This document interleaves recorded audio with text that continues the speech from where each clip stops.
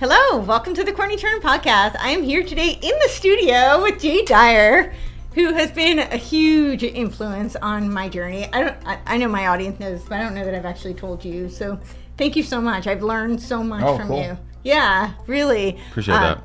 Yeah, I look back on when I started this, and I feel like my awakening, if you will. I attribute a lot of it to what I've learned from you. So thank you for that. Absolutely, thank you. And so Jay is an author. We have his 2 books here, and he has another one coming out very soon. We're going to talk about that.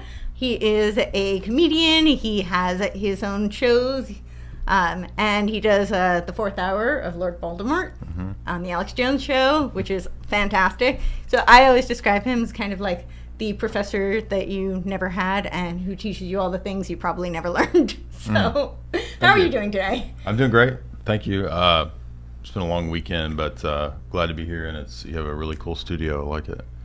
Thank you. Cool. Yeah, I was telling him that the tech side of things has really been quite the learning curve for me, but I think we're getting there. So yeah, that's exciting. I mean, it's better than what I have, so I'm impressed. Oh, yay! Very cool. I do live, so you do kind of like Yeah, I want to get there. I've done some live streams, and I feel like those, people have enjoyed those. So it's completely different. So yeah. Well, I mean, you have a production that goes into it. I don't have that. We just throw you just throw it against the wall. Yeah. Yeah, totally. Kind of like improv versus exactly a scheduled show. So I thought that it would be interesting to kind of start with your kind of like the origin story of you cover kind of a range of things, but they're kind of in the areas of philosophy, geopolitics, film, the occult, and Orthodox Christianity. And I thought it'd be really interesting to hear kind of what sparked your interest in each of those topics and if it's related. And sure. With that. What do you want to start with? Let's start with philosophy. Okay. I never was really interested in philosophy when I was younger. I went to a university. Well, I was going to a few religious schools, and I wanted to study theology, but then didn't really agree with the schools that I was at. So I kind of read my way out of Baptist thinking and Protestant thinking, and I wasn't ready to commit to some other schools' religious programs. So I thought, well, I'll just study philosophy because I'd been introduced to some philosophy through people like Dr. Greg Bahnsen and Cornelius Van Til, who are Protestant theologians who write a lot on philosophy and argumentation, apologetics. So that got me interested in a domain that I didn't really know about. And the more that I got into philosophy, the more I realized that you can kind of do a philosophy of everything. So it's a very all-encompassing domain, and it allows you to link various disciplines at a high level, and I think that's probably why I found it ultimately the most appealing, is that just allowed me to make higher level connections. And so you'll see that I think in a lot of the books that we do, a lot of the talks that we do, we're kind of doing meta analysis, meta politics, and so forth. And so when I went to college, I really got into philosophy even more, and then decided to do that in grad school as well. So then it's just like I said, a hop, skip, and a jump from philosophy to philosophy of film, philosophy of geopolitics, philosophy of art or aesthetics, right? So it's so all-encompassing that it really fit, I guess, with all of my varying interests. And so I didn't actually finish my master's. I did all of the work, all the 2 years, and then in the middle of my thesis, I had a big falling out with my advisor. And so he was a very unwoke in the true sense. Like he was woke in the woke sense. Right. And so we didn't get along, and he really wanted me to not be in academia. So because it's very cliquish in academia, if you're doing and I was planning to go on to get my PhD. So I just kind of struck out on my own. I said, well, screw that. I'm going to just start blogging about movies because that's what I liked. I was also into espionage, geopolitics, conspiracy stuff on the side, but I didn't really think about so much blogging about that. So I just started writing analyses of movies that I thought were relevant, that dealt with conspiratorial topics or dealt with, and I started noticing patterns that a lot of films have conspiracy themes. They have the New World Order. They have the CIA, spies, MK Ultra, all this kind of stuff in the movies pretty consistently. So the more I blogged about it, I started gaining an audience. The blog got to be fairly popular as blogs go back in the 2000s and 2010s. And then that led to the book, and then that led to the TV show, and then that led to other doors that were opened. Very cool. Did you always have so you said your professor was very woke. Yeah, he was So did you always have the views that you have now, or like? So, I mean, if you mean in the sense of, are we living in a conspiracy? Are we being ruled by evil people? No, I think it was about age 18 or 19 where I read my first conspiracy book. Okay. And then that got me into bigger picture issues like the religious domain or the religious elements of the conspiracy. Is there a spiritual element to it? So I started reading about cults. I started reading about demonic activity. I started reading about other religions, pagan religions, Satanism, satanic cults. I started reading about the UN, how the UN works, and what religions they promote, the religious ideologies that they have fostered for many decades. And so that was kind of my introduction to what I guess you could say conspiracy proper. Then I came upon things like Loose Change by Jason Burmis and Alex Jones's documentaries back in about 2003. I started watching that kind of stuff. So 2003, I think, was about my introduction to. I had read a few things on the United Nations being involved in social engineering and trying to get people to accept a one world government back in the late 90s. Right. But I didn't get seriously into that research until about 2003. And ever since then, it's just kind of been one of the 5 or 6 subjects that I put a lot of time into. Yeah. Wow. Do you feel like you had any political kind of interests prior to that? Were you? No, I've never really cared about politics. I mean, Okay. I grew up in a kind of a just nominal Southern Baptist family, so we kind of had a loose affiliation with GOP, but we weren't like committed to. We weren't a very political family. I mean, just kind of generically conservative, I guess you'd say. My dad was in the military. My mom was an editor and a librarian for many years. So, no, not politics, and I'm still not that interested in politics. Sure. So. I was just more thinking in terms of your frame of reference. What were you? I mean, you said your professor was very unwoke. I know personally, I actually really was. I had my dad was a hardcore Rush Limbaugh fan. I grew up on my way to and from school. Basically, my dad had like the things in his ears, and he had 8 newspapers delivered a day. When the internet came around, we were thinking, oh, that's going to be like he's just going to be locked in his little den, Yeah. Now he's got the internet and his 8 newspapers and everything else, and he had 3 TVs in his room initially. And he was actually, when I was a little kid, he was in the newspaper, like the local newspaper, because they thought that was such a, strange thing. Why do you need 3 TVs? And I used to ask my dad, I said, how do you watch 3 TVs at once? And he said, oh, I have one ear plugged into one, I have the other ear plugged into the other, and then I kind of just generally get the information from the other. And why was he watching 3? Oh, because he had to have like the different news channels on, and then he usually had to have some sports on. He was a big, sports. Well, I'd never been to Graceland. We went last weekend, and did you know Elvis had an entertainment room? What he called it his intelligence center, and it's 3 TVs. I did not know that. Yeah, if you go in Elvis's basement at Graceland, there's 3 TVs there. That's hilarious. Said, I wonder if my dad knew that. He said I met with George. I met with Nixon. Nixon had an intelligence center with 3 TVs. I said, baby, give me one of those. So he had an intelligence center with 3 TVs. Wow. I'll have to ask my mom. Well, there's some interesting evidence that Elvis might have been some kind of federal agent. So I would believe that. Yeah. Yeah. So I don't know. So that was kind of and I remember in school, like in high school, being penalized for my views. Like I think it was my junior year, and I finally worked up the nerve to ask a teacher why I did so poorly on a paper, and. She said, well, you didn't praise Fidel Castro. And I said, well, he was a murderous dictator. Why would I praise him? And she said, well, that's why you got the grade you got. You were expected to praise Castro? I guess so. Was that in New York or California? This was in right outside New York City in New Jersey. Wow. Yeah. I was kind of surprised that it was that blatant, It was So yeah, so I guess that's kind of really more of why I was asking, for the framework that to.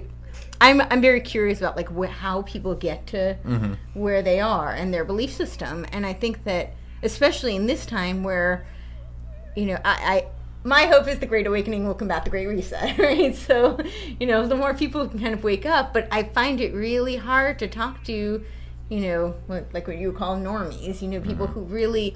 I wrote a tweet recently about how sometimes the gap between people's context and what is actually happening is so great that it just requires a lot of patience and compassion, because I have to think about where I was even a year ago, even a year and a half ago, and my views have definitely shifted with the information that I now know, so I have to respect that, but I also want to know how to bridge that gap with people, and I think the more I can understand about people's journeys and what turned them on to, diving into things, right. And I think that's helpful for other people too, because I think sometimes you hear this information and it's just, if not, for lack of a better way of putting it, it can be traumatic. Some people just don't even want to know. They're like, okay, that may be true, but I can't handle that. Well, there's a grieving process when you find this kind of information out. You kind of get shocked, and then you get upset, and then you get angry. Right. And then I think you come out of it. So that there's like the grieving process is the same thing that goes on when you're looking at this kind of hardcore information. So it's not for everybody, but it is what it is. So sure.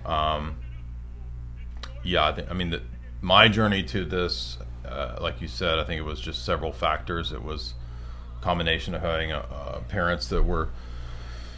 My dad was in the Navy, so he was interested in that kind of technical, structured type of thinking, which I think contributed to the logical left brain analysis I do in terms of philosophy. And my mom was very artsy, and she did a literature degree, went on to be an editor, ironically, of like scientific journals. So she was an editor for many years for that. So that contributed, I think, to a right brain, left brain, a way of looking at things. Sure. That was more holistic. I think most people are usually on one side of that dialectic, like they're either looking at things in a purely logical, rational way, or intuitive and creative, artistic ways. So I try to bridge that gap, and I think you see that in a lot of the work that I put out. That it's both, at times silly, it's absurd, but it's also very technical and philosophical at times, logical at times. So that's how I got there. Yeah, awesome. And reading a lot of books. So I was raised with a librarian mom, so we always had books, everywhere. So about age 18 or 19, I started just buying books all the time. I would get my paycheck, and back then I would spend most of my paycheck on books. So I did that for many years, and I had this really easy job where it afforded me the luxury of being able to read all day. So for like 10 years at my job, I just read all day. That's awesome. Yeah. So that was actually going to be one of my questions, because I think very few people read today. And I think very few people are actually even capable of reading today. Bookstores are going away, so. Yeah. And when I say they're incapable, I don't mean that to be demeaning. Like they lack the reading comprehension. They don't have the attention span. They're so used to everything being fast-paced, instant gratification, overstimulated. But I think even the comprehension is sadly not there. Right. I've sent things to people I consider to be very intelligent, and I'll get the TLDR, too long didn't read, and then I'll get the okay, can you give me the takeaway, or they'll misinterpret it completely, and that's fascinating to me. Right. So my question to you is going to be how many books a month would you say you read? I don't know how to tabulate it, because I'm not a fast reader. Really? No, okay. I read a lot, but I'm not fast, and I think I take it in better if I'm taking my time with it. Okay.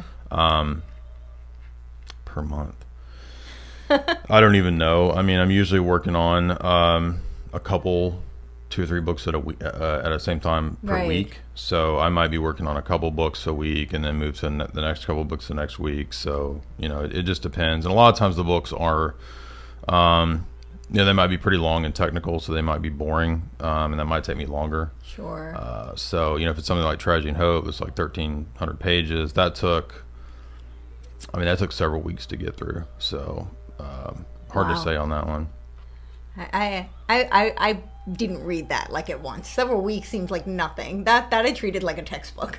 It is a textbook. Yeah. I mean, it literally was. It was a manual for his grad students and for CIA section chiefs. So it's not it's not a book that hardly anybody will ever read. So yeah, for sure. but it's so important that I felt like, well, it was worth it to do this and then do the lecture series on that. I send everybody to that lecture series. Oh, thank you. Appreciate that. I do. Mostly because I think it's an admission of all the things that people refuse to believe. Yeah, and if people don't know about that, and they whenever they hear about it, they think, "Why? Oh, that's some conspiracy book." No, it's not a conspiracy book. He's a person from the establishment writing the establishment perspective. The record keeper, right? Yeah, archivist for the CFR, and but I mean, he was a military historian, Bill Clinton's mentor. So he's a prominent professor and part of that clique, and so his books are basically apologetics, defending the worldview. Yeah, that was how I first found out about him, was because Clinton kept saying it was his mentor. And I remember that, and I was like, well, who's this guy? Then, that'll tell us everything we need to know about Clinton.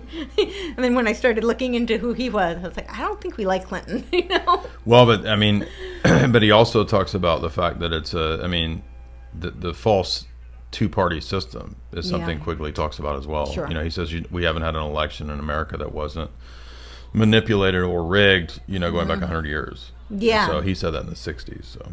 Yeah. I'd love you to speak a little bit more on that, because I think that's something you really opened my eyes to. I talk about when I started this podcast, I think I was very naive in thinking, if we just get the right people in office, we can fix this thing. And I think locally I still have some hope in that, absolutely. Right. But I have a lot less hope in it on the federal level. And I have a lot more of I perceive the two-party system much more to be part of the Hegelian dialectic now.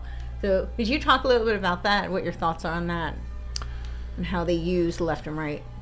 Well, this goes back to the French Revolution, when the revolutionaries took over France, and they were actually funded by various banking interests in Europe for the overthrowing of the Catholic monarchy in France, as well as other monarchies. It wasn't just Catholic, but this was to install an experimental revolutionary state in France. And when they set up this sort of provisional government, they had to meet in a tennis court, and they had the left side of the tennis court and the right side of the tennis court, and this was the Jacobins and the Girondins. The Girondins were the right-wing revolutionaries. They influenced the American founding fathers. That's why the American founding fathers are more, I guess you could say, quote, conservative, in the sense that they weren't as radical as the Jacobin Illuminists. But that's where we get the left and the right from, is the two sides of the tennis court where they met. And it's really two flavors of the same kind of liberalism or the same kind of revolutionary thought. And I think it's pretty much been that since then. I mean, there could probably be manipulated false left rights prior to that time, but in terms of the modern world, that's where it comes from. And in our days, modern day, I mean, it's just clearly the idea that a politician who makes $200,000 a year has more power than David Rockefeller, who has multi-billions of dollars, is ludicrous. I mean, obviously the guy with right. I mean, don't you think the multinational corporation has more power than a senator or a president? Of course they do. So the idea that those are the people that would be really running things, I think, is just patently absurd. And I think most people nowadays can see that. They see that it's not that the office of president has no power, but it's really a sort of a figurehead position. It has some visible power, some influential power in terms of perception, but limited legal power and so forth. So, I think that really what we have to understand is that the world is run not by political figures. Those political figures are just puppets for the most part on the, global stage, especially. Not so much your local politicians, although there is global influence on local politicians as well. Yeah. But for the most part, you have basically a corporate and banking elite that have the controlling interests in most of the world's markets, and that's how they basically run most of the world. So the whole 20th century was really about that. That's part of the thesis of Quigley's book, was that the two world wars were engineered by the superclass, that we could call them, which is just a small number of families, elite wealthy families, and about 6,000 managers, or the managerial class they're called. And so they are the ones that can organize and engineer not just wars, but economic collapses, the boom bust cycle. I mean, Quigley talks about all these things being engineered as well. Wars are planned years ahead of time. But yeah, so that's how and it's all basically run on a global debt-based, monetary, usury-based model. Yeah, well, very well said. I'm curious your thoughts on, I guess, like ideologically speaking, the left and the right, because I think, people see the end game. I think on the right, they talk about communism being the end game, and that's really kind of where they're focused. Think about like the Cold War, that's the boogeyman everywhere, right? But what they often don't realize, and I think even on the left, they don't see this, that how much there's been, this conditioning for the right to, so they can push some of the same things like the corporations, big pharma, the military industrial complex. And now then they can come in with their synthesis, which would essentially be their AI, transhumanistic, fascist, feudalist takeover. That's how I perceive it. What are your thoughts on that and the ideology and how they use that against each other for their ends? Right. So the ideology is, you're correct. It's the idea that technocracy is the best way for humans to be governed. So it's not really about political parties. It's not about left or right. It's more so about will to power, dominance, and top-down control. So it's kind of like a resurrecting of the feudal system of the Middle Ages, but it's not a feudal system based around any virtues or honor or anything like that. It's a feudal system based around corporate control and Malthusian eugenics. So the teaching of Malthus is that humans, there's not enough resources to go around for the humans, and he said back in his day in Victorian England that there would be not enough food to within a few years to feed the population. Of course, that wasn't true, but that has been adopted as the kind of modus operandi of all the elite. All the elite have a Malthusian worldview. Whether it's the Fortune 100 CEOs, or whether it's Bill Gates, or whether it's Klaus Schwab, or Dave Rockefeller, any of these people, they all have the same 100% Malthusian idea that the world has to be vastly depopulated. They all write books on this. I've lectured through about 60 of the books that they have on this.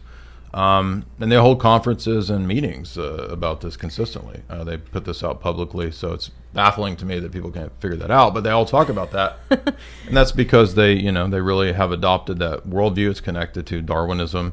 It's very closely connected to social Darwinism, especially because the idea is that if you haven't been smart enough to accumulate fiat money and wealth and land and so forth, then you don't deserve to go into the future. So the idea is that there's kind of a right, a divine right almost, for the priest class, the priests of power, as they're called, to massively depopulate in whatever ways they see fit. So they see themselves as the alpha predator class, and that the useless eaters need to be basically gotten away with. And we've even seen multiple World Economic Forum people in the last couple of years come out and say the useless eaters need to be gotten away with, or gotten rid of, excuse me. So yeah, that's what it's about. That's what they all say, and they think that kind of an AI sort of tech system will be the best way for society to be run such that it won't be subject to the weaknesses of human failings and emotions. So, an AI doesn't have an emotion, so it's not going to have crisis of conscience on the battlefield, right? It's going to do what it's programmed to do. So I think that's the big danger. That's what they've written countless books about. Yeah. And I think part of the reasoning process of the elite is that because people can't figure this out, then they deserve it. Since it's all publicly, if you can't figure it out, it's a kind of a IQ test. You deserve to die because it's all been announced. And if you're not even smart enough to figure that out, then in their mindset, you're not smart enough, or you shouldn't even live. Lovely. Yeah, that's lovely. Before we get to the last question, the beginning question, I want to ask you, related to that, which of the elites who, so it seems kind of like, they've kind of passed on. They do this, through their lineage. And then we have, from what I can see, it looks like the World Economic Forum are mostly actors. Mm-hmm. But we still have some of these thinkers, I think like Henry Kissinger is still going and seems to be still calling a lot of shots. So of these elites who are still alive, who do you think is the most powerful and the most dangerous? I think that the wealthiest families that are out there, people know about the Rothschilds, the Rockefellers. I think they have a lot of power and influence when it comes to organizing and planning these events. Sure. Quigley said that 100 years ago. I think that probably those same families still have generational wealth. Yeah. I think they have invited in to their ranks quite a few of the tech elite, the tech gurus. They may not be at the top of the totem pole, but they're part of that power structure. So. And then they recruit and kind of bring in, the CEOs of the Fortune 100, Fortune 500. So that's how it works. It's sort of a marriage of banking empires and industry together in a Malthusian worldview, combined with technocracy and transhumanism. So that seems to be 100% the modus operandi. I mean, every one of the books that we've lectured through on these topics has that same game plan. Sure. At work. Yeah, totally. Do you think they're going to implode the banking system? It seems like it has to. There's no way that you can do it the way it's going. And sometimes I wonder if they might be intentionally imploding it. Yeah. Because when it's intended to implode, we know, for example, even according to Quigley, that when the stock market crashed back in the 20s, that was designed by the elite. That was done on purpose. Yeah. And then he says even the Reconstruction period under FDR, where they had all these giant public works projects that appeared to help the economy and to socialize things, that was actually also done in debt to the same banking elite that had caused the crash. So you can, and what that is a kind of long-term scam where you're not just stealing a bunch of money at once in a crash and profiting on buying things up, on pennies on the dollar. Right. But you can plan it to where, say, in a decade, if things shift towards privatization, then you crash it. And then in the next decade, when things shift towards collectivization and public works and socialism with FDR, you just get all of that collectivization and get that 10-year period of public works in debt to the banking elite, and then so it's like another generation is now in debt to the same people who caused the crash, and that's the structure for like every decade, and they can walk it back and forth between privatization and collectivization, and so that's kind of there's a book called Confessions of an Economic Hitman by John Perkins, where he was the guy who went and did this on the behalf of the IMF and the World Bank in foreign countries, but they do the same thing in the host countries as well. So all of the banking crashes in the 2000s and 2010s in Europe, that was designed in the same way. The IMF actually has a 4-point and then a longer 50-point plan as to how they do this. They cause IMF riots, there's a collapse, and then everything gets bought up. So they can play both sides of the privatization and collectivization dialectic, and the GOP and the liberals can never figure this out, and that's why they will end up debating a bunch of social issues, which the social issues do matter. Sure. But they never figure out that it's not an issue of communists versus capitalists, socialists versus privatization, big government versus private corporations. There's a bigger group above that can utilize both of these when it's necessary and where it's necessary on a global scale. And so that's why Quigley says that the real power structure in the world is the central bank of central banks, the Bank for International Settlements, which is like the Federal Reserve, but for the world. Yeah. Wow. Yeah. I recently read a book on it was all about Jekyll Island, right? Right. And talk about conspiracy. I mean, they literally went to like a secret island to have the private meeting. Yeah, we drove to Jekyll Island. Did you?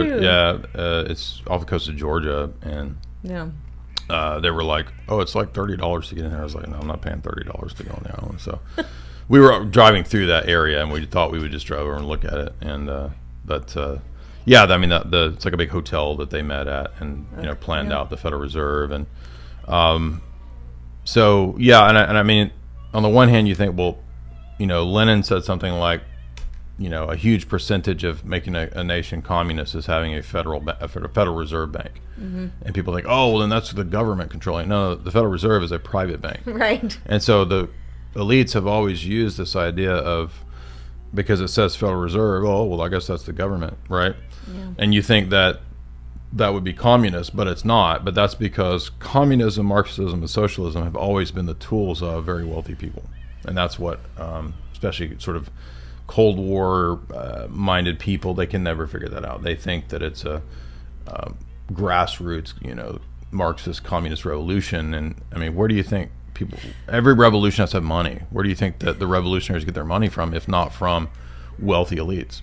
Yeah, exactly. And they always, and I mean, the elites even write books and articles and essays, famous ones, touting communism. So yeah, because that's their tool.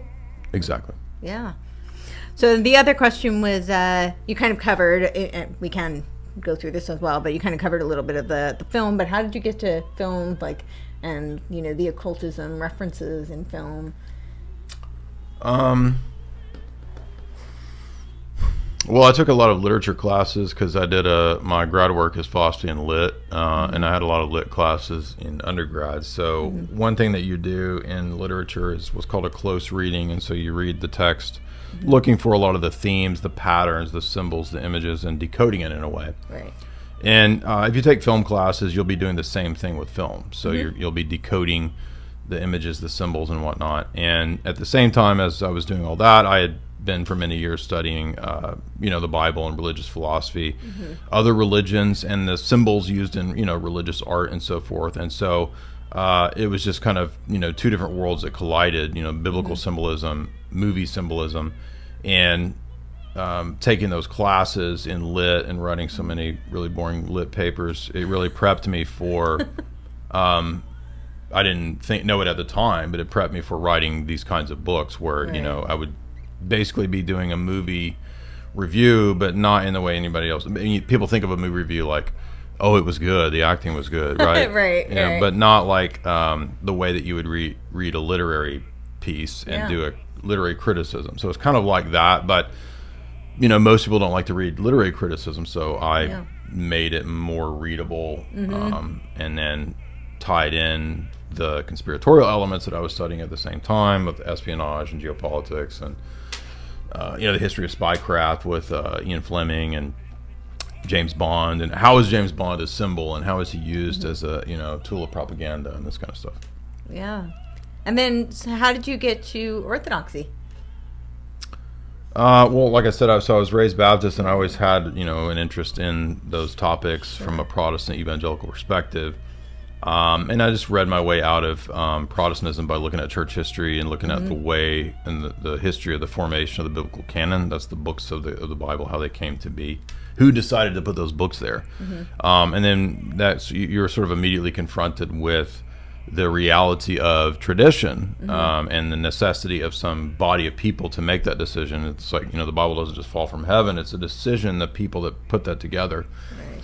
And then you learn that the Bible is not just a private devotional book, but it's actually part of a liturgy or a worship service. It's the proper context from which the book comes from. And so that led me into questioning the history of Protestantism. And I had a long period of about 10 years where I was a Catholic, because at that time there weren't a lot of Orthodox resources. I didn't know much about Orthodoxy. And I was gradually reading my way through the Church Fathers and the writings of the ancient church. At the same time as studying a lot of theology and scripture. And so about 2007 I was introduced to Orthodoxy, and I found it very fascinating. I was not happy with the way that the Roman Catholic Church was going, but I wasn't ready to move into Orthodoxy yet, so I just kept studying it for a long time. I had several years of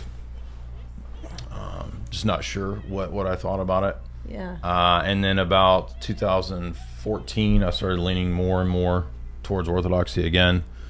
Started going back here and there to the liturgy in 2015, 16, and then eventually got more and more serious about it. I think I was received in 2018, and so that was my journey in short. But I mean, it was at the same time as a lot of other things are happening in my life with. Okay.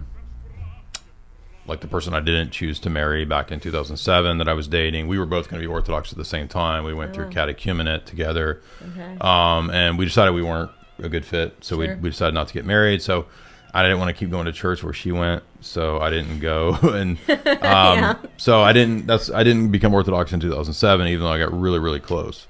And I never really had any feeling like I should be in the priesthood or ministry or anything like that. I don't feel called to that. So I just wasn't sure, and I just hit the pause button. And actually, about 2007 or 8 is when I took a break from studying so much theology, because I've been really super dedicated to theology from the time of like 1998, 99 until 2007. So I had about 17 years of being really serious about it. Yeah. And I just took a break, and I was doing grad school at that time, so I was focusing on the geopolitics, the master's thesis, all the classes I was taking, the film classes, and blogging. So Yeah. Wow, how interesting. Yeah. What struck you about Orthodoxy that was different from everything else you experienced? Because you've been so steeped in theology, so it wasn't like, I would imagine it wasn't super, new to you from a religious context, but there must have been something about that was so... I think that overall, just the imbalance that I saw in the Protestant world growing up in that, what it lacked, and then the imbalance in the Roman Catholic world, what it lacked. Right. And so, I mean, this is a way oversimplification, but Orthodoxy has the sort of the best components of both of that world. So it has the tradition and the liturgy and the authority that the Roman Catholic Church professes to have. Right. And it has the being steeped in Scripture and the Bible, that Protestantism has, and that direct experience of God that Protestantism is always talking about. Right. So it kind of has the right balance of all those things that I think I was kind of looking for all those years in the Protestant and Catholic world before I'd even heard about Orthodoxy. So that is a big part of it. Then beyond that, I think, people that spend time in Orthodoxy, in the Orthodox Church, they find that it does ring true with them. So, I mean, I think everybody maybe thinks that at some point, but I think... Yeah, I heard you say at some point the difference is that it's the right one. I was going to say, well, I think it's the right one. The other ones are wrong. That's one way to put it. But, yeah, so those are the things that come to mind. And,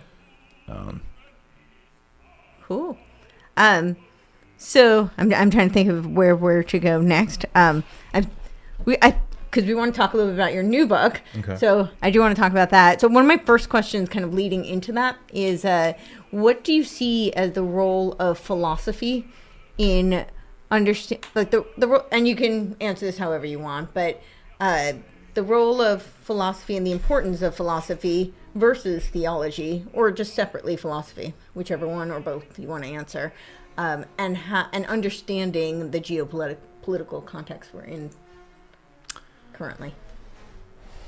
Well, that's a tough question because... Sorry. That's okay. I mean, philosophy is...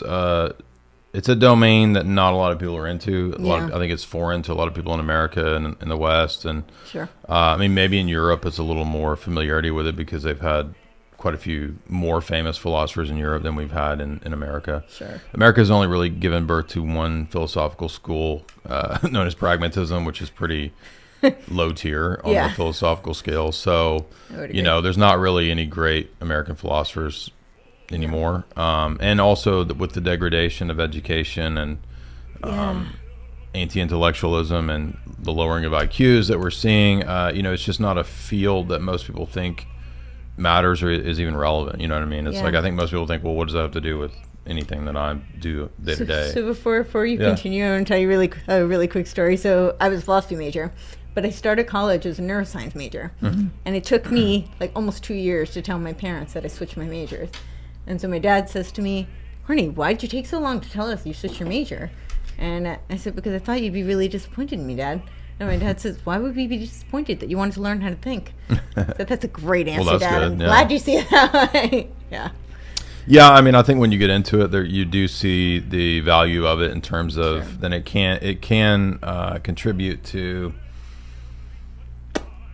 being successful in certain arenas in life. I mean, if you were involved in, if you wanted to go into law, I think being able to argue and debate would be very useful. If you wanted to be, a CEO of some company and you wanted to be able to make your case and to convince people to join the merger or whatever CEOs are up to. I mean, I think that, like philosophy can be beneficial in those ways, but, Sure.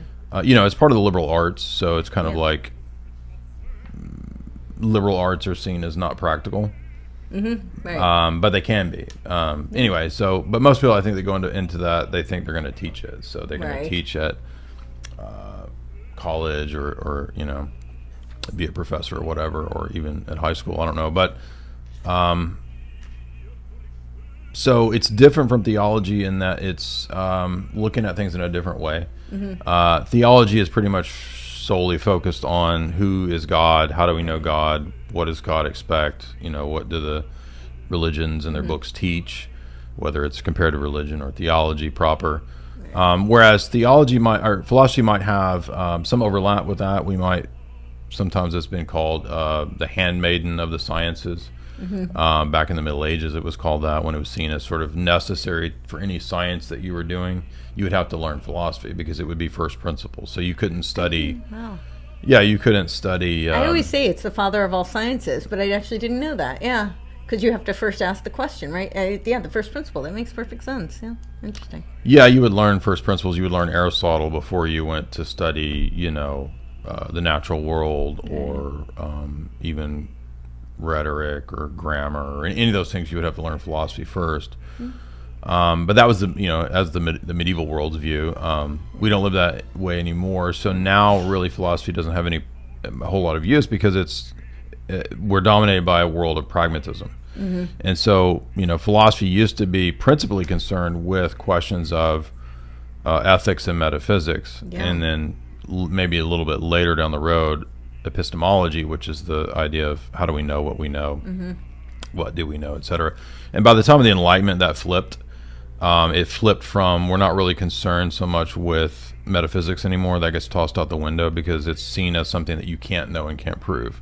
Right. So we get the importation of the empiricist methodology. Empiricism is the idea that we only know what we know from our sense perception. And if you don't learn about metaphysical entities or things or gods or angels or souls or whatever in your sense data, then those things don't exist. Right. So then we get the turn towards materialism and scientism with all the Enlightenment people. Descartes, although he was a rationalist, he's the beginning of the turn towards Enlightenment. Sure. Anti-metaphysics. Then we get Hume and Kant, and they really toss out metaphysics. Some of this is in the new book that I did. And so the whole modern world is really built on a different paradigm than the way the ancient and medieval world thought about doing philosophy. And even though, again, people don't think philosophy has much to do with the modern world, that shift in philosophy, that ideological revolution, is what changed the world. Yeah. So it was actually philosophy that put us in the world that we're in now.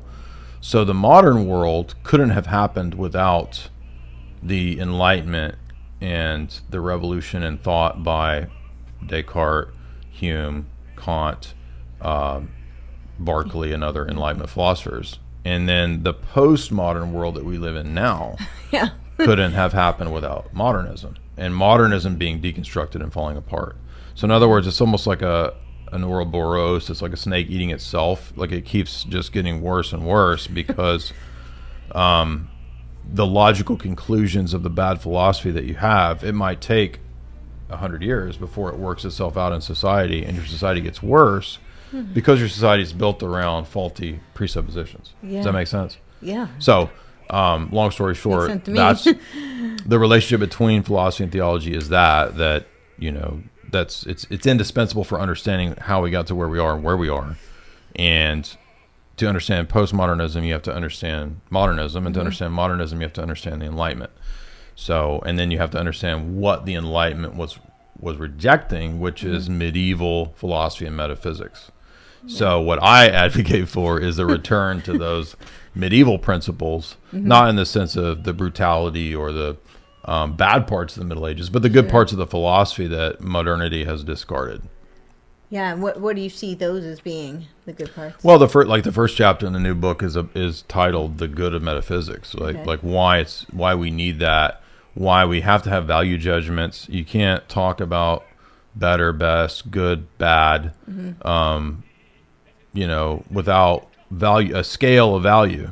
And to have a scale of value, you got to have criteria or objective criteria. Right. And so to have that requires having metaphysics. You can't have the good, right? You can't have ethics without the good. Yeah. And, ethics is one domain of philosophy about, our moral choices and whatnot. Metaphysics is the domain of what exists and what doesn't exist. Things like the good, what is the good? So you can see that metaphysical questions and epistemic questions and ethical questions are kind of all intricately linked together. And so that's why we have to be holistic, and we can't be fragmented and broken down into the sort of dissociative thinking that we engage in today. Totally. Why did you write this book?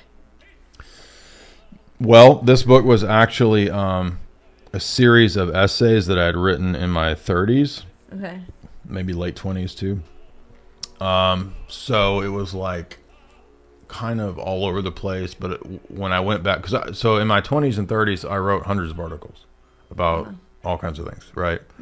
That doesn't mean they're all good. So like quantity doesn't equal quality. Right. But I think some of them are good. So I try to pick out, I was thinking, well, if I gathered together for the first book on movies, like the best, I don't know, 20 or 30 essays I had on movies.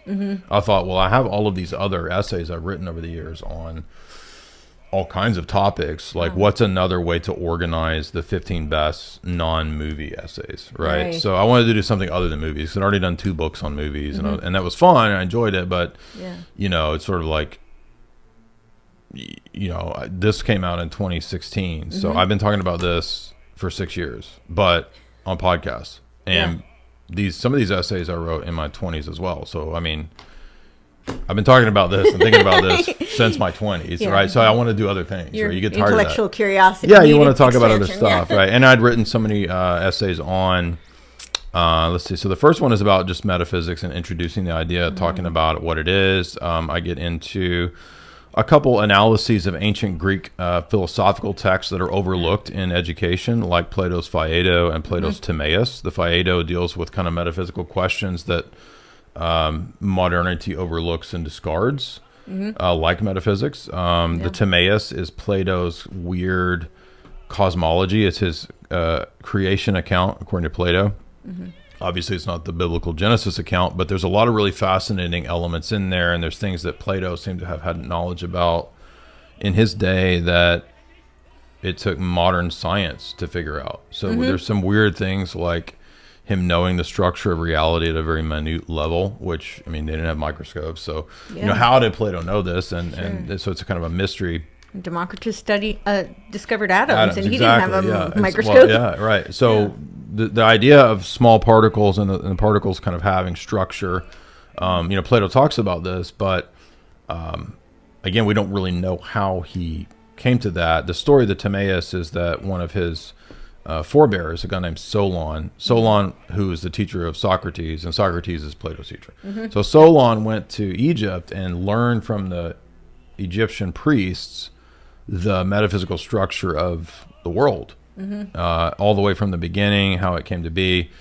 So while the Bible's account is maybe more so about like what happened, God created, Plato's account is more so of an attempt of trying to describe how this occurs and like what it's like.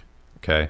It's a very weird text, but I've never heard you would have to be like a grad class doing a special study on Plato to do the Timaeus. I mean, it was never covered in my grad or undergrad classes. So I dove in. It was some of the other lecture series I did when I first started doing podcasts. Was I did a whole lecture series through Plato's Republic, and I lectured through about, 8 or 10 of the dialogues of Plato. And ironically, one of the ones I didn't do was the Timaeus. So there's an essay on the Timaeus. There's an essay on Phaedo. There's an essay on the symbolism of Achilles' shield, because there's a lot of weird stuff going on in Homer's Iliad. And the shield of Achilles is like telling a story, and it's like a TV screen, so it's like a moving story on his shield. It's really weird, what you find these weird elements in ancient Greek literature. So I introduce some of that. I critique materialism. There's a chapter pulling out good arguments from Plato against materialism. I'm not a Platonist, but just pulling out arguments that he has against materialism that are good. Right. There's a chapter on 2 chapters critiquing Darwin and talking about the problems in the philosophy of Darwinism. So I don't come at Darwinism from a biology science perspective. I critique it from a philosophical perspective because that's my training. Sure. So I would give some philosophical arguments against the Darwinian narrative. There's a chapter where I critique, as I said, Enlightenment thought with Hume and Kant. There's a chapter where we go into Nietzsche, Dostoevsky, and Kierkegaard because although those are 3 kind of very different figures, there's overlap, in that they critique the Enlightenment as well. So I pull out of Kierkegaard, Nietzsche, and Dostoevsky good critiques of the Enlightenment. That was actually a chapter. That chapter was an essay that was one of the first things I wrote that went viral many years ago. Okay. I wrote so it was actually a grad paper I wrote, and I thought people might actually like to read this. So I put it on my blog one day, and it went blog viral. And by blog viral, I mean 50,000 views, right? Which is a lot for an essay. And back then, for an essay, in 2010, that was a lot of views. Yeah. And so I thought, well, that should be in there because it fits with, the theme of the book is really, like I said, in a sense of bigger picture, looking at the trek of philosophy. Anyway, so then it moves on. There's a chapter on cryptography, how that relates to the way our world is structured in a quantitative way. Some of the traditionalist philosophers have talked about quantification. So I played on that idea of quantification and the idea that everything is basically seen in a binary way as we live in a giant algorithm. Yeah, it's my pet peeve. The people, everybody, I don't want to say everybody, but a lot of people are so trapped in binary logic. It's like, it's good, it's bad, it's black, it's white. It's like, is there no shades of gray? Right, and the technocratic worldview sees reality as just we live in a big algorithm, right? I mean, this is the whole idea of simulation theory, is that it's just a big, programmed algorithm that we live in. Totally. So there's a chapter pulling out of that, where that comes from. There's another chapter on Egyptian metaphysics. There's a chapter on ether, and that medieval idea of the ether, how it related to their medieval metaphysics. There is a chapter on, towards the end, a chapter I did on Machiavelli. I try to tie it into geopolitics too, because a lot of people don't know that Machiavelli wrote another book called Art of War. Everybody knows that he wrote The Prince, but he has another book called Art of War, which really revolutionized warfare. So it changed warfare from the medieval view to modern. It's the first text of modern warfare out of the medieval world. And so there's a lot of very nefarious and sort of skullduggery practices in there that he talks about, like false flags, like deceiving your own troops he even talks about things like staging a religious miracle, right, to get the troops hyped up. Yeah. So it's a very wild text. I think it's book 6 of Art of War, but I thought that was relevant for getting people to think in a different way. So basically all the book is I call it an intelligent person's introduction to philosophical thinking. Okay. So it kind of assumes that it's an educated reader, but it doesn't assume that you know a lot about philosophy. So it's kind of like essays that they don't argue for God, but they get you thinking in a philosophical way, so that my next book might be arguing for God or something like that. Does that make sense? Yeah. So it's like a preparatory book, because one of the things that so many people asked me over the years was, where should I start with philosophy? Right. And there's no easy book to say, oh, it's this one. So, and my book isn't even necessarily that, but it's at least a book that will get you thinking in the way that a philosopher thinks. So that's what it is. That's awesome. I'm super excited for it. I will say it's weird. I mean, I'm happy with how it turned out, and it's not like, these are pretty. These are like almost 400 pages. Yeah. And they have 300-400 footnotes. Yeah. The new one is not at all like that. It's 200 pages, and it's very readable, or supposed to be readable. But I also threw in some really kind of fringy things. I threw in some, down to earth things. So it's if you liked the first two books, you will like this new book, but it's Yeah. different from these. Sure. Yeah. Well, it's a But I mean, completely these have different philosophy way. too. So Yeah, these, no, those these definitely have philosophy, and I would even argue those have a psychology, which I think is a derivative of philosophy. It comes in out many of ways. philosophy. Yeah, Sure. I very much think so. So I would say there's it sounds like there's overlap, definitely, for sure. So interesting that this could be like a preference for an argument for God. So I'm very excited for next week. I'm going to have you and James Lindsay.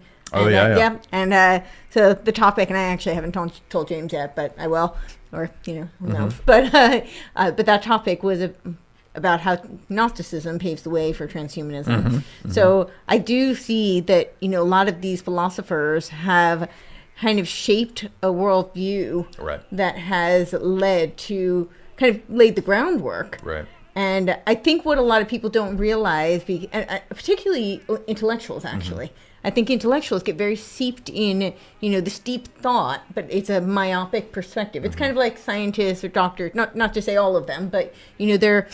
The way I see it is almost like they're looking for that one puzzle piece in 2,000 pieces, right? So they're so focused that they don't see the bigger context. And I think that these philosophical concepts do have a theological context. Sure. And a lot of them are very they're the antithesis of a metaphysical or theological, Right. In a religious sense. Right. Yeah. Well, they're a kind of alternate religion. Right. So, I Yeah, mean, exactly. transhumanism is a kind of a cult. It's a quasi-religious movement, I think you'd say. It might not be fully religious in the sense of like organized, but it's a faith-based commitment that science will achieve, Right. or immortality for man. So, I mean, those are religious ideas. Immortality is an ancient religious concept, right? So, to transpose that into the domain of technology is to make transhumanism a quasi-religious movement for sure, if not an all-out, full-on secret sect. I mean, I wouldn't be surprised if, some of the Silicon Valley people don't have their own kind of inner cult. In fact, some of them do. There's actually an inner core that meets at Burning Man every year, like the tech elite. They'll go and they'll have their own. They have a private meeting that's like separate from everybody else at Burning Man. Now, how serious they are about that, I don't know, but I wouldn't be surprised, if they weren't already, fully committed to the idea that they are going to achieve immortality. They're going to, transcend bodily limitations and achieve, some sort of quasi-divine status through technology, which I think is ludicrous. I mean, it's funny because it's so. I mean, who could even believe that except comic book nerds anyway, right? I mean, I'm serious. Like I think that's a big part of the comic book popularity is to get people to think that they're going to be able to achieve this. And you see, for example, transhumanism is crucial to the whole Iron Man story. I mean, he is transhumanism. I mean, and nothing. It's not that there's something wrong with mechanical devices prolonging our life, but the idea that a mechanism will make you live forever, or that your consciousness can be downloaded into a computer or a zip drive, and you'll be uploaded and then downloaded into a body in the future is ludicrous, given the fact that number one, most of these people are constantly telling everyone that there is no such thing as consciousness. There's no soul. We're all just matter. There's no soul. But by the way, we'll upload your soul to a zip drive one day, and you can live forever. I mean, it's just double think, right? It's totally contradictory, but yeah. Why do you think that they? So like, you bring up Iron Man, right? Like in the movies, and you've talked a lot about predictive programming. Why do you think that? And now it's not just in the movies. I mean, the elites have pretty much really out in the open said their plans. So why do you think they do that? Why are they so bold? I mean, now it seems like they're really in your face. This is what we plan to do, even though people continuously cease to want to believe it, but they do say it. So, but why? Do you think? Probably they had studied the principles of psychological warfare enough to know at what point in society or in a wartime, you can do these kinds of measures and the people will capitulate. So, look at the last 2 years of, people wearing diapers on their face and the establishment giving about 4 different contradictory explanations as to why and whether you should or should not. and it makes no sense. But what it did was it threw everybody off balance, and they capitulated. Right. And I think that another thing that gaslighting can do is cause people to capitulate. I mean, if you watch the old George Cukor movie Gaslight, it's the same principle that the villain character is doing to Ingrid Bergman, where he's just interface lying, and eventually it's just sort of like so obvious he's doing it interface, right? And she can see that he's the one doing it, but he's at the same time, throwing an interface such that she doesn't want to believe it. And so I think that predictive programming is probably a kind of psy-war technique where you can seed the idea ahead of time to either condition people or they become apathetic and catatonic when it occurs, because they feel like it's so overwhelming. This so if they told us ahead of time, they must have God powers, right? When it's not. It's just techniques of manipulation and strategy and psychological warfare that are used, all which come out of advertising. So there's a big overlap between the advertising world and the world of psy-war, because all the first guys in psychological warfare in terms of TV and advertising came out of the OSS and the wartime psyops. Yeah. So I think I remember you telling me that you feel like, and more and more I dig into this, I think I really see this, but you were saying that you feel like the CIA are really just kind of a front for the occult. Maybe I'm not wording it quite the right way, but you were saying that you feel like a lot of the intelligence agencies are kind of, they're very connected to the occults and the secret societies. Oh, well, you may be referring to the lecture I just did on occult spies. Yeah, okay. I mean, I feel like I've heard you say those kinds of things, But yes, that well, one. That I mean, was I think awesome. it's more. That was a great lecture, but yeah. It's more complicated than that because not everybody who works in those fields has any religious views or is interested in any. Sure. I mean, it's very compartmentalized. There's a lot of bureaucrats in those jobs, so I wouldn't say that. I believe that if you look at the history of the CIA, they come out of basically what you could call the private army of the Rockefellers. So it's sort of like their private recruitment grounds for their interests, which they were successful in basically co-opting America to make America be the front for their interests in much the same way as the Rothschilds had done with the British Empire. Yeah. The Rockefellers had done the same thing with the U.S. Those power structures are allied, by the way, publicly. So so the CIA is kind of like the private sort of... Where would you say to look for... You say they're outlined publicly? No, they're allied publicly. They've worked together for many years, but they publicly announced the alliance of their family's wealth about 2012. You could just look up Rockefellers and Rothschilds announce alliance. Gotcha. And that's not a conspiracy. It's public. No. Public. I mean, it looks pretty They obvious. created they created a joint. I mean, they've been working together for a long time. Sure. Together in the background, but even according to Quigley, but that public admission was admitted, I think, in 2012. Okay. But you can look it up on the internet. Anyway, so I mean, I see the intelligence agencies. They're really just operatives and people who work a lot of times in media to turn opinion, to sway people. That's a big part of it. Sure. There are foreign operations, but that's not as much as sort of the controlling the narrative and the way people think and perception. That's the big part of what they're engaged in, especially the people at the CFR and the foundations are they're a level above the CIA people. So I think that maybe what I said was that the CIA is more like a cult, that it operates like a cult or religious group, and other intelligence writers have written about this. There's a book called The Cult of Intelligence. It's a famous critique of this approach to that work. But there is a long history of a connection between occultists and the intelligence agencies, and that is seen, for example, very clearly in the figure of, say, Aleister Crowley, who worked for British intelligence, the famous Satanist, Madame Blavatsky, probably a spy, and a lot of people in her circles, like Nicholas Roerich, was a Soviet agent working with Gleb Boki, who was a Bolshevik. They were famous occultists and Boki probably a Satanist. We can see it in the figure of Michael Aquino, the creator of the Temple of Set, split off from Anton LaVey's group. He was a colonel in the military, involved in military intelligence, and writing the Army's Mind War, Psy War doctrine for psychological warfare. By the way, that mentions geoengineering. It mentions atmospheric manipulation in his famous text From Mind War to Psy War. So that's part of the actual Army's doctrine of psychological warfare. It includes atmospheric spraying. So, ionizing the ionosphere, or heating up the ionosphere, I should say. We were talking before we started recording about how geoengineering seems to be one of the like most difficult things for people who are kind of waking up to accept. And I always say it's in our congressional bill, so why would they write that if? Well, I mean, I cited papers in my chapters from Stanford Research, the Royal Society. I mean, there's like dozens and dozens of published papers. I even included one of their graphs that they use for how it works.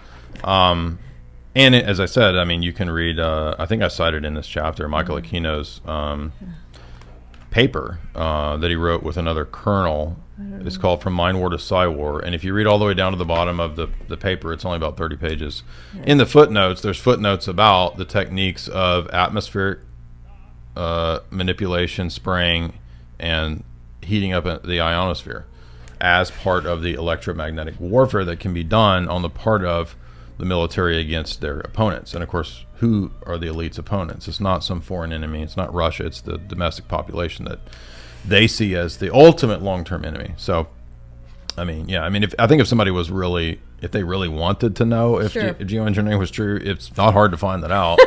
I mean, John Brennan did a whole lecture publicly talking about geoengineering, former head of the CIA, at the Council on Foreign Relations. He gave a lecture about geoengineering. So, I mean, that sounds more like denial and cognitive dissonance that people say, oh, I don't believe in that. It doesn't exist. Well, I mean, how many times do they have to talk about it before, I mean, the Navy has papers on using HAARP to create plasma balls in the atmosphere. And the Vietnam War. Wasn't that a huge part of it? They use cloud seeding to try to flood the Viet Cong, according to Annie Jacobson's book. They used... I mean, I wouldn't say. Well, they sprayed Agent Orange from the sky. I mean, that's not weather manipulation, but chemical it's like warfare. It's aerial, chemical, biological warfare. So, but all sorts of wonderful things. I guess my other question in terms of philosophy, theology, and it kind of paving the way for this, the geopolitics. I guess I'm trying to think of how to word this without being too long-winded. But I think a lot of people, if they don't have a religious worldview, they have a really hard time wrapping their heads around, like I talk about CERN with people sometimes, and they have a very hard time wrapping their head around this idea that there are actually people who may have any power that worship the devil, that really think that they're going to gain power by destroying humanity essentially. So but I think that a lot of the philosophical groundwork, when you dive into it, it's really hard not to see that, right? What are your thoughts on that and helping people to? Well, yeah, I mean, I think if we see a pattern of evil over millennia and centuries doing the same things, right?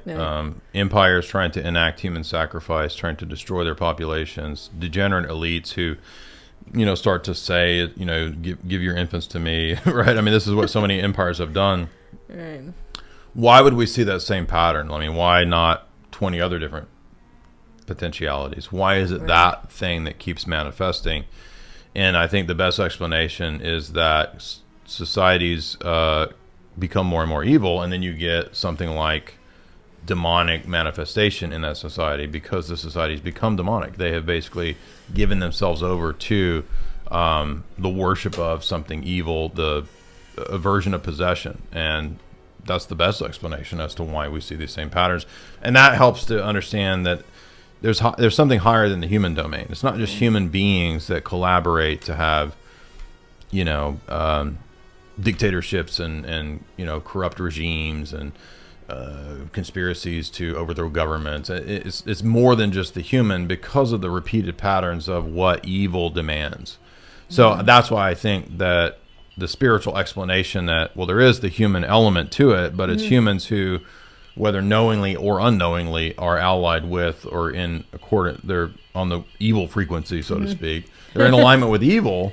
They're going to enact and do these same things. And we see so many, for example, empires and cultures in history collapse from these kinds of same evils.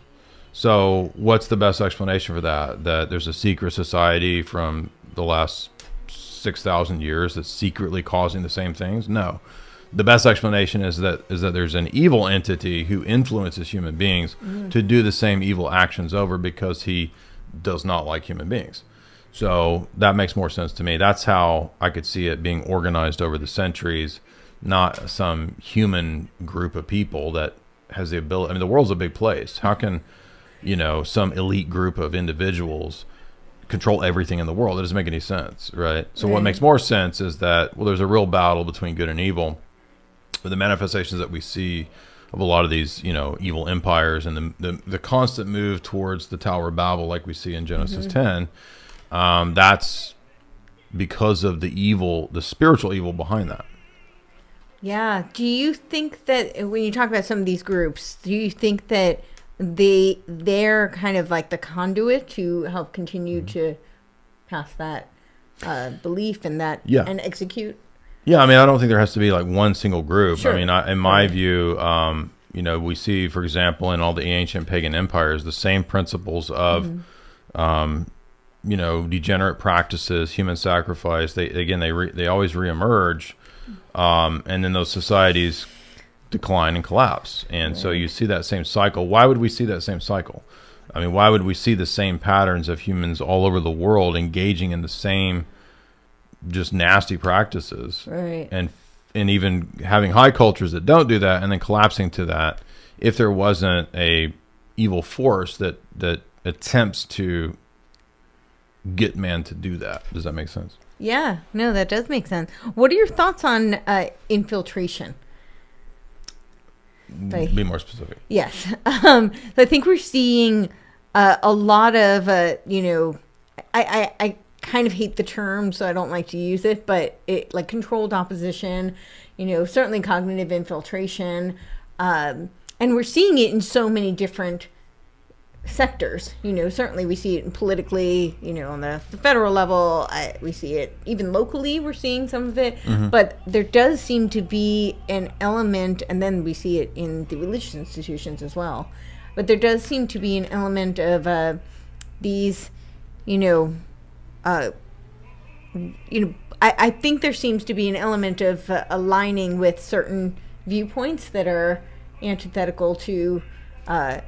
They're the same views, the same kind of like occultist, satanic kind of worldview they're infiltrating in all of these different arenas. That's I seem to be seeing that. You see people who are, whether these groups are, like it may not be one group that runs the world, but they share these views. And they do a lot of symboling to each other. And well, I didn't mean that there's presently not a single group trying to run the world right now. There is. Yeah. But what I meant was there's not a purely human entity there's not like one secret society that goes back 6,000 years that runs the world. Yeah. I'm saying that Satan doesn't need that. He can have another empire that succeeds another empire, right? Right. Okay. And they will commit the same actions because they're based around the principles of the fall and fallen humanity. Right. So I would agree with that. Yeah. So in terms of today, yes, there is a single power structure that quickly identifies as the Atlanticist power block. That is the power structure in the West, the Western world, that pretty much runs most of the world and is trying to establish this Malthusian world government. So that is a single entity that is trying to run the world and depopulate it vastly. And I would say, now I forgot your question. What was your question? That makes a lot of sense. And of course they have, they have all kinds of means and methods at their disposal for infiltration, subversion, provocateuring. Of course there's all kinds of that. I don't put a whole lot of time and effort into trying to track and figure out who does that because I've done this for a long time and I've learned that it's much more fruitful to put out your content and not worry about that, because you're never going to be able to weed out all of the agents and the infiltrators and the COINTEL, or they're always going to be there. So as long as you are focused on your quality content and putting out consistent good material, because one thing that kind of stuff is intended to do is to get you distracted and get you spinning your wheels and to waste your time and energy on that, to get you fighting. Because it becomes a big distraction. So that will basically, you run your energy out. So, So no, I like that. But I mean, I know. I mean, there's infiltrators and subverters everywhere, and I know a good bit about that. Yeah, I would think so. So what do you think are some of the biggest lies, deception, and psyops that have led us to where we are today? Some easy ones would be things like the idea that there's no truth. Truth is purely relative or subjective. That's probably the biggest deception that most people believe. Yeah. Whatever floats your boat, your truth is your truth. Mm-hmm. The idea that we are always put Darwin pretty high up on that scale. I think it's a huge, ridiculous worldview and deception. Still amazing to me that so many people are, committed to it like a religion. Yeah. That's a big one. The idea that one species transmutates into another species over millions of years, which has no empirical data whatsoever. It's just a theory. And the examples that they always give of a mouse having white skin and giving birth to white fur giving birth to a mouse with brown fur. None of that has anything to do with a mouse becoming something else, right? So a mouse still gives birth to a mouse. Mm-hmm. You never get the DNA of a whale printing the code of a bear. That never happens. So it's all built on nonsense and magical thinking that given enough time, a fly will mutate into some other thing, and it's just ridiculous. And DNA actually disproves it, but they still cling to the idea that no, actually, magically, a whale can start printing bear code. Just believe in it, and if you don't believe it, you're a stupid bigot, right? I mean, that's how they operate. Yes. To me, that's just ridiculous. So that's why I put two chapters critiquing those kinds of things in the book. Yes. Well, go ahead. Oh no, I was just going to say, in early 2020, I posted a scientific article that said that all humanity is descended from one man and one woman. It was a scientific article that proved this, and I think Pidge just exploded. Like, what happened to Darwinism? Yeah, I got a lot of. Well, it's a religious commitment that people have, and they don't even realize it. I mean, so subjectivism, relativism, not just in the notion of truth, but also ethics. Like, there's no good or bad. It's just whatever individuals choose. That's a variant of the first position, Darwinism. The idea that we don't know God is that we can't know God is a big deception. The idea that scientism is another. Is sort of the modern religion. It sort of goes along with the Darwinian grand narrative. The idea that science which is just a tool for understanding the world, somehow that's going to give us a grand explanation of man's origins and man's destiny. Nothing to do with that. I mean, those are vast storytelling escapades. Science is a way to test and study the natural world. It can't tell you what happened 5 billion years ago. It can't tell you that you're evolving into a deity, into a god, or devolving back into pond scum. I mean, it can't tell you any of those things, but it's seen somehow to have this sort of aura that it operates like a religion. And so the pop scientists, the Bill Nyes, the Neil deGrasse Tyson, they're sort of like the priest class of today. Yeah. And they're given this sort of religious deference, which is bizarre. But those are the big deceptions I can think of. It's becoming more and more deception of transhumanism. I mean, aliens could be listed probably, and more people are beginning to think that maybe there is alien life, and we were seeded here by aliens. I mean, that could probably be in the top 10. I don't know if it's the top 5, but or the idea that that computing and technology will give us eternal life. I think those are huge deceptions. The idea that the government has your best interest, that zillion-dollar pharmaceutical companies care about you is a big deception, or have your best interests at heart. Yeah, those are the biggest ones I can think of. Those are pretty big. Where would you point someone who is like just starting to, like, I wouldn't even say wake up. I think some people start with the curiosity. That's my hope, right? Is that they're at least curious about something, but you want to point them in a direction to kind of, but you don't want to scare them, right? You don't want to traumatize them. I think that's, you said that in the beginning, that it can be. I mean, part of the reason I wrote the first book was to try to wake people up through a means that is innocuous, like movies, because everybody likes movies. So why not try to open their eyes up to some of these ideas through movies that you like? Oh, you like, I don't know, E.T., or you like James Bond? Oh, well, look at this. Why is this in that movie? Why do you think, isn't it weird that thing is also in the real world, right? Yeah. You like Stanley Kubrick? Well, let's talk about, The Shining. Let's talk about, these different movies that have, cults running the world, like Eyes Wide Shut, right? I mean, I think movies are a great means for that. So that's what I tried to do, but I don't know. I mean, it's getting now, I think, to where people don't really even appreciate movies as an art form, so they don't really care. I mean, movies nowadays are basically just Marvel. They're just sort of comic book things. So it's basically completely social engineering now and propaganda. Whereas I think, even though there was always an element of social engineering and propaganda in Hollywood, going the further decades you go back, the less of that you have. Sure. But I mean, there's other ways I guess you could get people started through.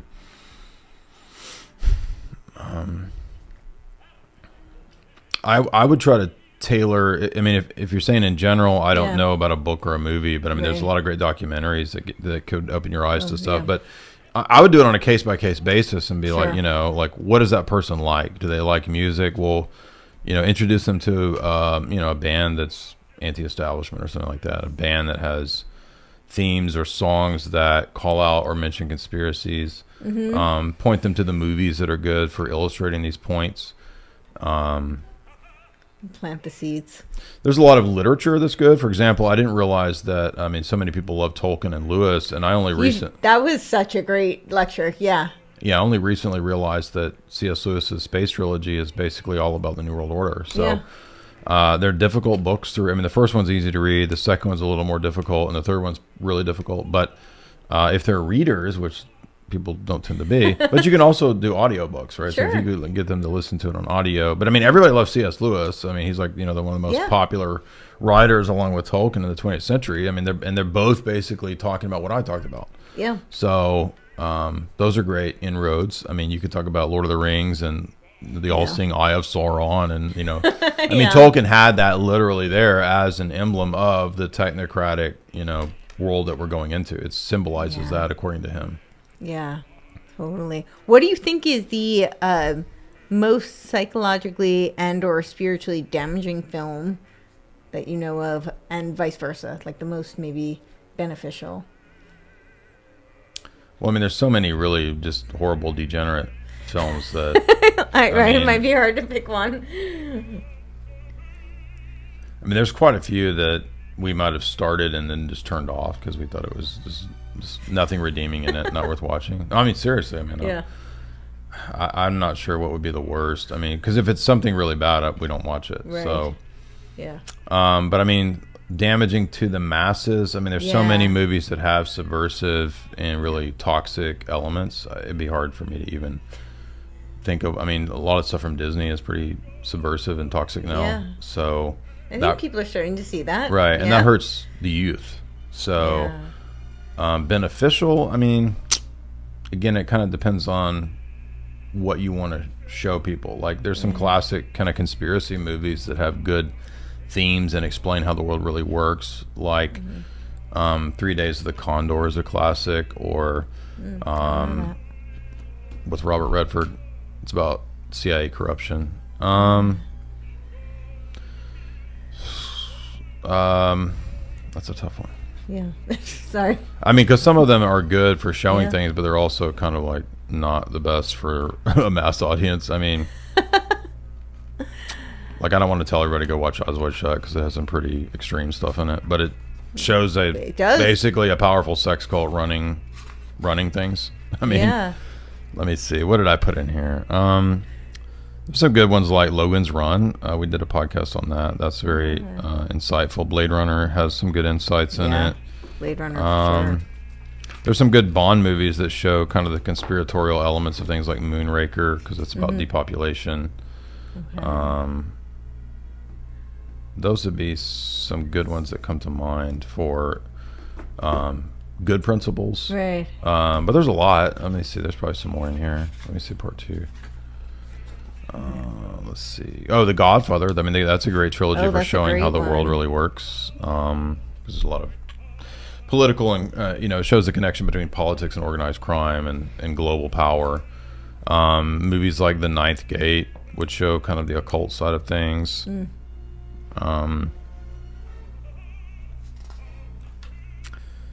Mel Gibson's Conspiracy Theory. That's a classic for conspiracy theories. Yeah. I mean, it talks about MK Ultra and gets into that. Ooh. Yeah. And I mean, there's some redeeming elements, I guess, in the original Matrix trilogy. You could kind of look at, some of the elements of the Matrix being insightful. And then there's other movies that I think are kind of classics that were very prophetic, like Metropolis. I mean, that was way ahead of its time at predicting the transhumanist stuff back in the 19-teens or 20s. Right. Yeah, Westworld, that kind of stuff. Westworld for sure.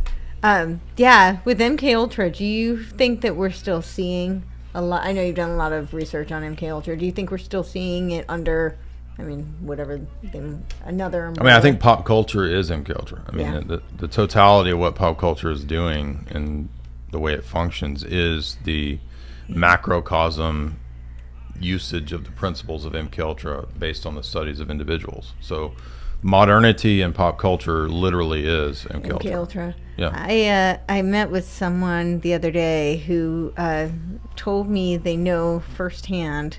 We were talking about Brittany, and I've always kind of felt like that was a very kind of public example of an MK Ultra type case.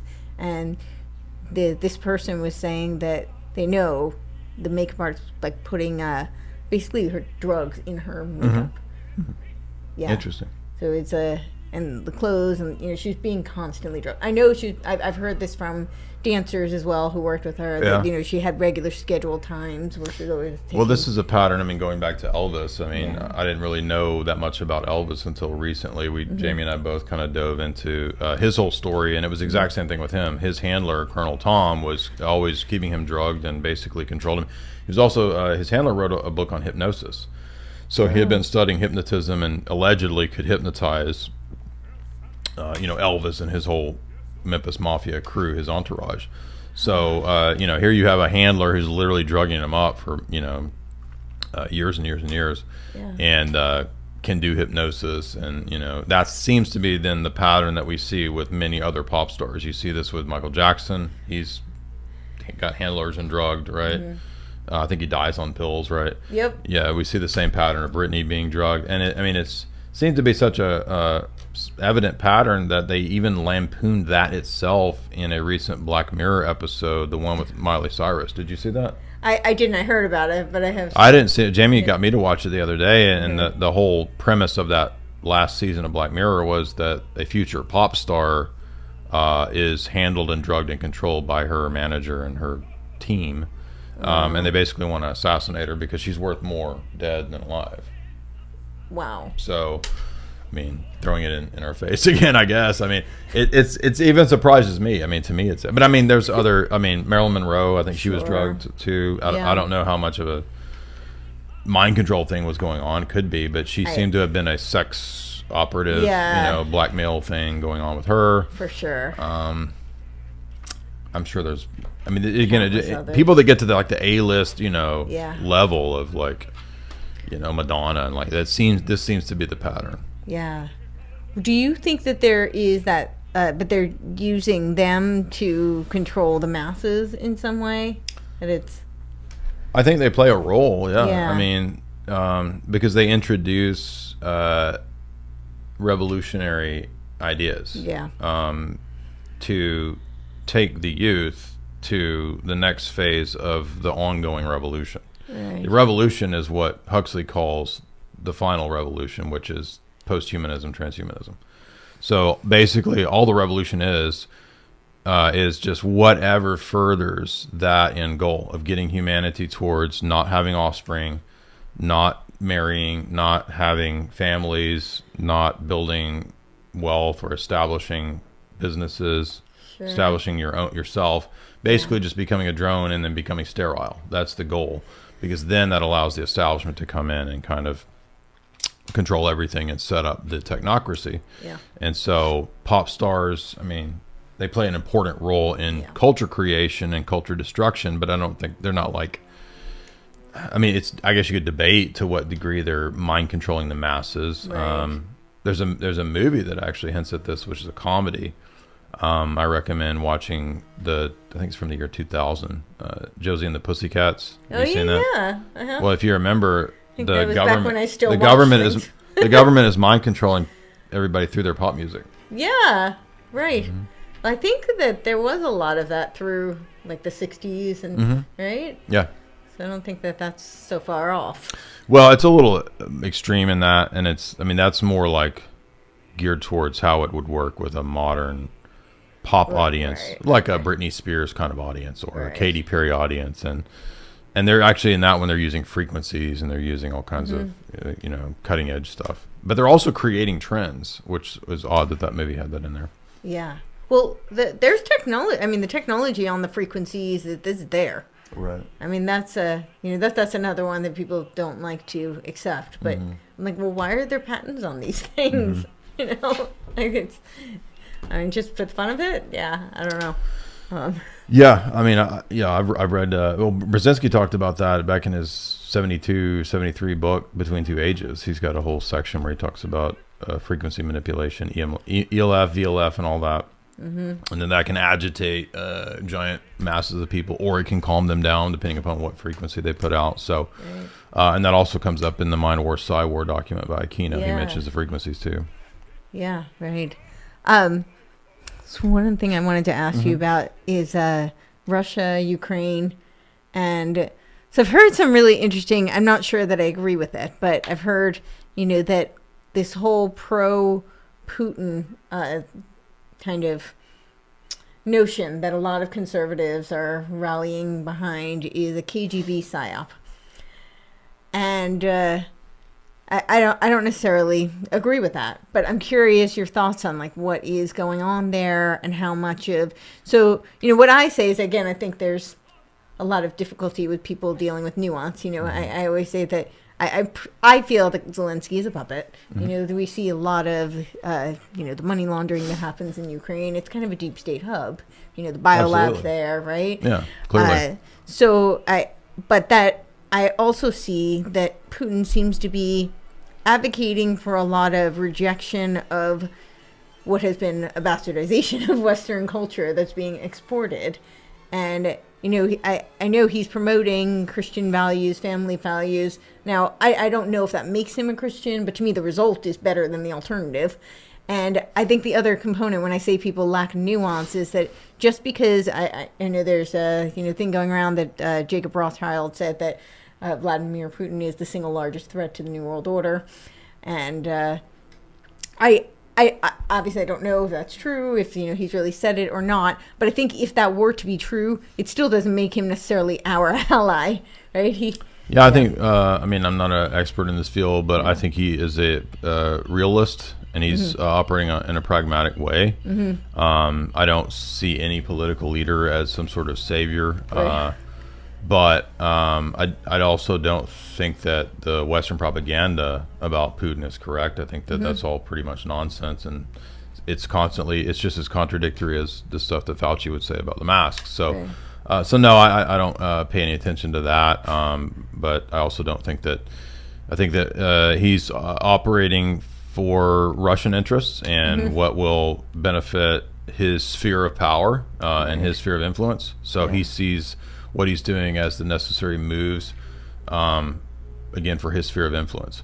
So I don't really go into it from the vantage point of, well, is he a good guy? Is he a bad guy? Is he going to save me? And I don't look at it like that. I don't think any geopolitics works that way. It's more realpolitik. It's the real world. So it's power struggles. But definitely, Zelensky is clearly a Western puppet. I mean, the U.S. Was engaged in color revolution, provocateuring all the way back to the 80s and 90s through Soros Foundation, National Endowment for Democracy, Open Society. All of that was they're putting money into provocateuring to have a coup. So that's all pretty much public. I think everybody knows that now. Soros has talked about it publicly many times. But so, that's what I think is going on there. I mean, Russia has all the same problems that the West has, but maybe in a different way.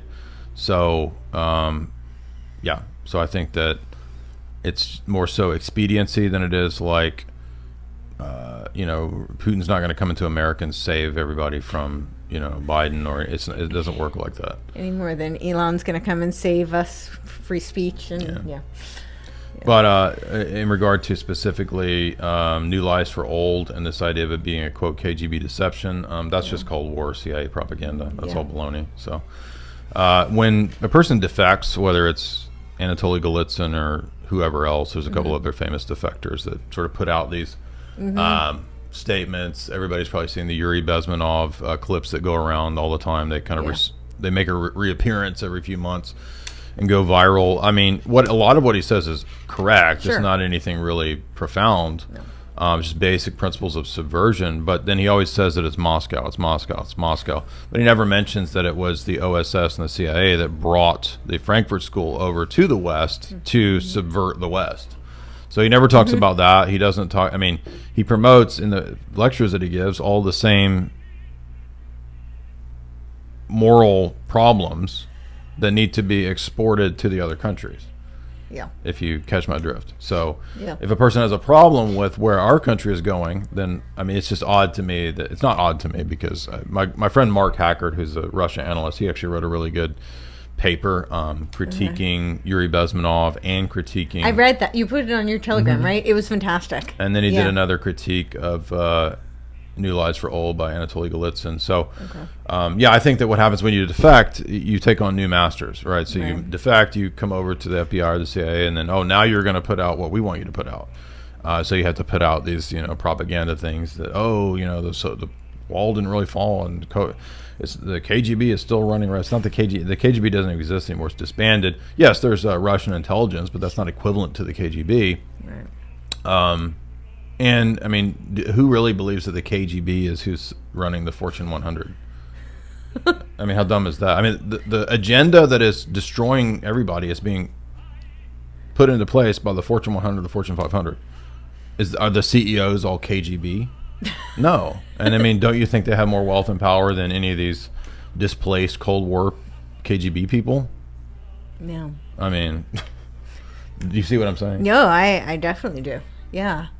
What do you think is running? I mean, again, who has more power, a billionaire or a KGB handler who, I don't know, made 20,000 rubles a year? Who has more power, a billionaire or that guy? Who has more influence on the world stage, right? Multi-billionaires or intelligence operatives who are probably, 80 now?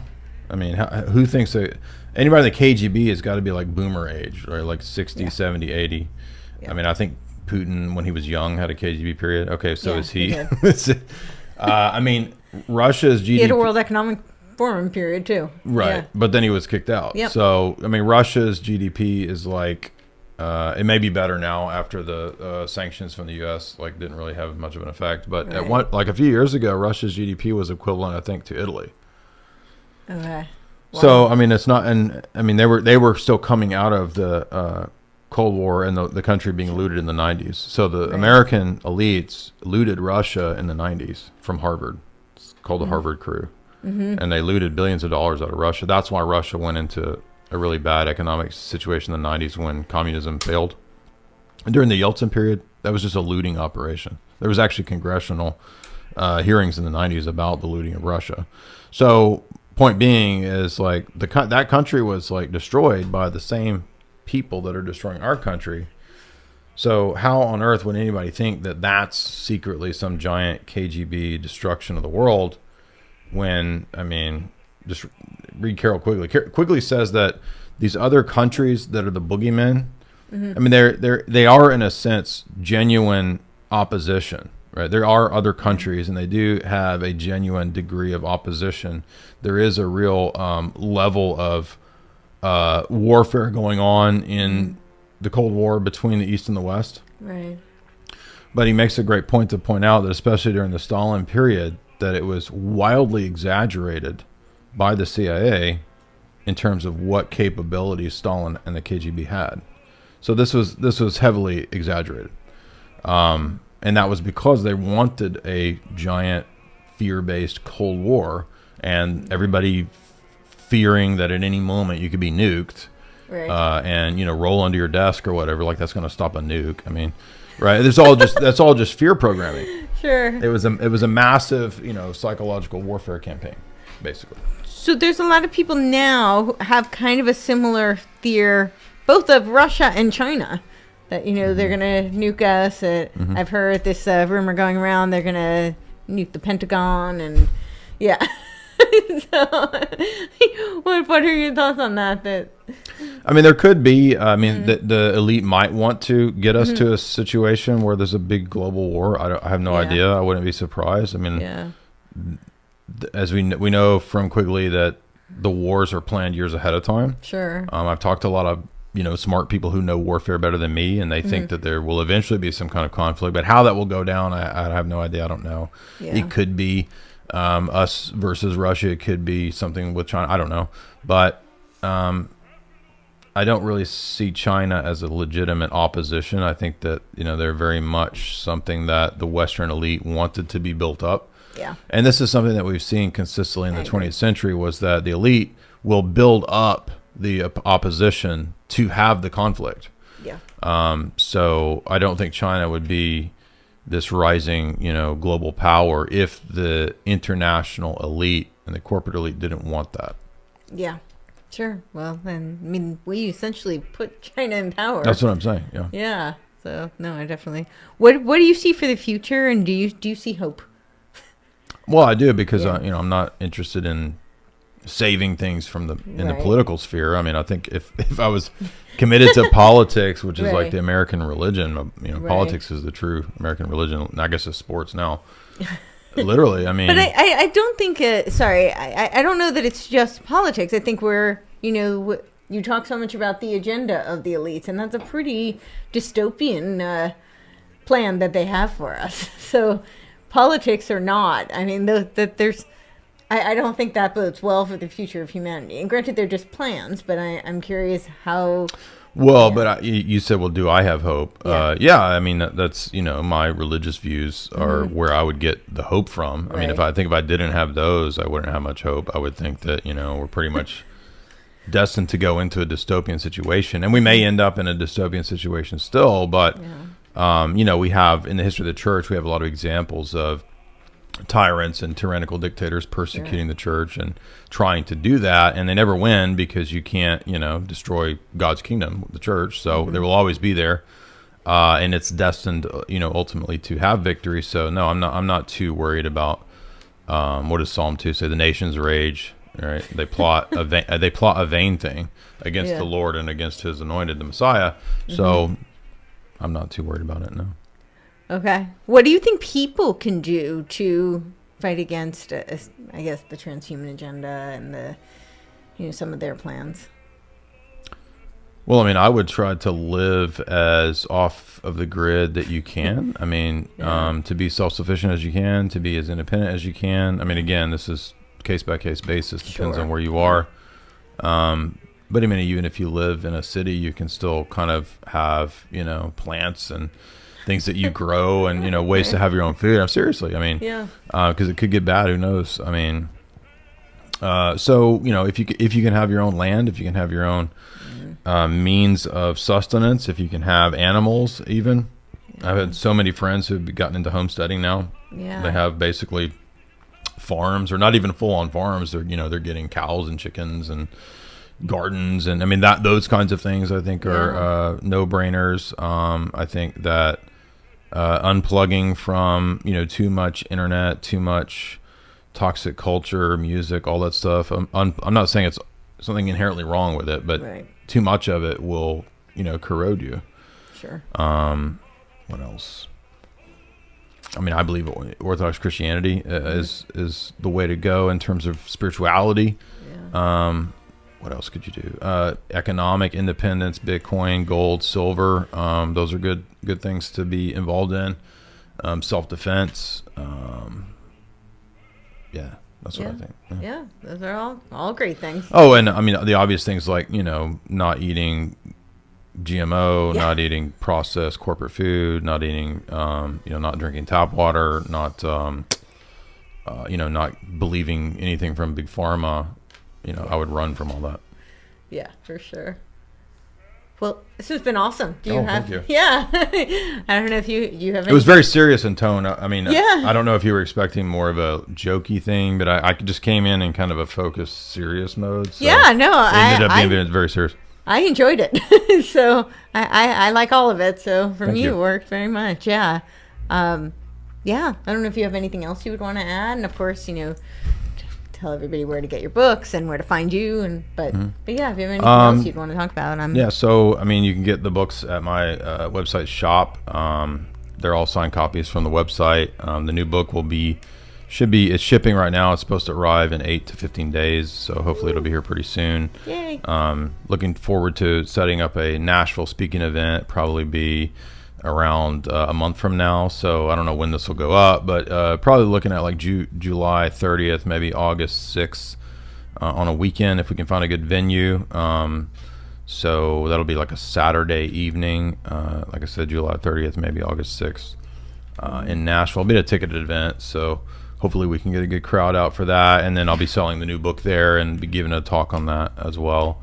The new book, as I said, you can get pre-orders at the website too. So you will get signed copies there. At the book signing, we'll do signed copies too. You can find me on Rockfin, which is a great free speech-based platform as well. Yeah. You can find me on YouTube and all the other social medias under my name. Yeah.